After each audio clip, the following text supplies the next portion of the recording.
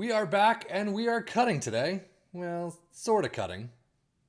This one is called Sorta Cutting S3. I'm not sure what the S3 stands for, but this one was tested out with Liverpool, which is fantastic for us because we test ours with Liverpool and Aston Villa in the Premier League and our championship side of Ipswich Town. But Liverpool in their test, 34 wins, 4 losses, 118 goals, and 102 points. So we're going to check out our 3 teams and see how they did. Our Liverpool squad came so close. 101 points, 118 goals, just 1 down for each. This time though, 2 draws instead of 0 and 3 losses instead of 4. But overall, still a phenomenal job by Liverpool. Aston Villa in second place. 84 points is not bad at all. 84 goals, not too bad either. Liverpool's domestic cups, Carabao Cup looks pretty awful, losing out to Luton Town in penalties in the 3rd round right at the very start of it. But they did get all the way to the FA Cup final, losing out to Manchester United 0-2. They did get through Ipswich Town though. And an almost perfect run all the way to the Europa League final, beating Bayer Leverkusen 3-0. Very well done. Bayern as well, Napoli, Sevilla. They had a tough task and they succeeded handily.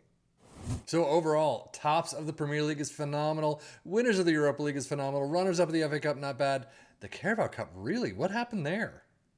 Squad-wise, they do have plenty of green to celebrate. 33 goals for McAllister this time, 26 for Nunez and Gakpo. And then assists, 21 for Robertson and Trent, tying on that one. And then average rating, McAllister gets a 7.5-0. While Aston Villa almost having the reverse. FA Cup 4th round, 0-2 against Fulham, you drop out. That's pretty awful. But the Carabao Cup final you get to and lose to Newcastle 1-0. And a phenomenal run all the way to the Europa Conference League final, unfortunately losing just by a smidge, 0-1 in the 88th in a penalty too against Fiorentina. That one kind of hurts. So overall, runners up almost all around. Carabao Cup, Conference League, and the Premier League, but FA Cup again. What happened there? Squad-wise, they've got green to celebrate as well, just not as many as Liverpool, but 27 goals for Ollie Watkins, Ramsey with 20, assists 15 for Zaniolo, not too bad. And this dude, Karavayev, 7-9-2 and 10 plus 5 appearances. Wow. But Jacob Ramsey with a 7.54. Keep an eye out for this guy and see how he might do. Data Hub, Liverpool looking fantastic on both accounts, attacking and defending. 3.08 goals per game, 0.71 conceded, 0.76 XG against. Aston Villa looking not too bad, but the goals are just not there. They do have some defensive issues, but that top side is usually never there, so it's pretty out on average. 2.21 goals per game, 0.87 conceded, 1.09 XG against is not too bad. Premier League stats. Liverpool in first with 2.66 points per game, 2.21 for Aston Villa. You got most goals for Liverpool, 117. Very well done. Aston Villa in third with 84. Fewest shots against. Second place Liverpool with 261. Aston Villa in sixth with 349. Most possession, 54% for Liverpool making the list. Most dribbles made, Liverpool in fifth with 651. And most shots for Liverpool in first with 704. Aston Villa in third with 601. Now, we already know if Liverpool and Aston Villa did so well, so did Ipswich Town. 118 points, 132 goals for is pretty phenomenal. Domestic Cup run actually looks pretty phenomenal as well. They get to the semifinals of the Carabao Cup. They got knocked out handily by Newcastle, unfortunately, but they got to the FA Cup quarters, and we already saw knocked out by Liverpool. So overall, everything, they did a pretty good job. Carabao Cup semifinals, quarterfinals of the FA Cup, not bad at all. And then, of course, first place in the championship. Can't beat that. Squad-wise, they've got some green there too. They don't usually play a full squad anyway, but 17 goals for Broadhead. Chaplin with 16. Hurst with 14. Assists, 21 for Harry Clark. 18 for Leif Davis. Very well done. And, of course, Leif Davis gets the 7.46.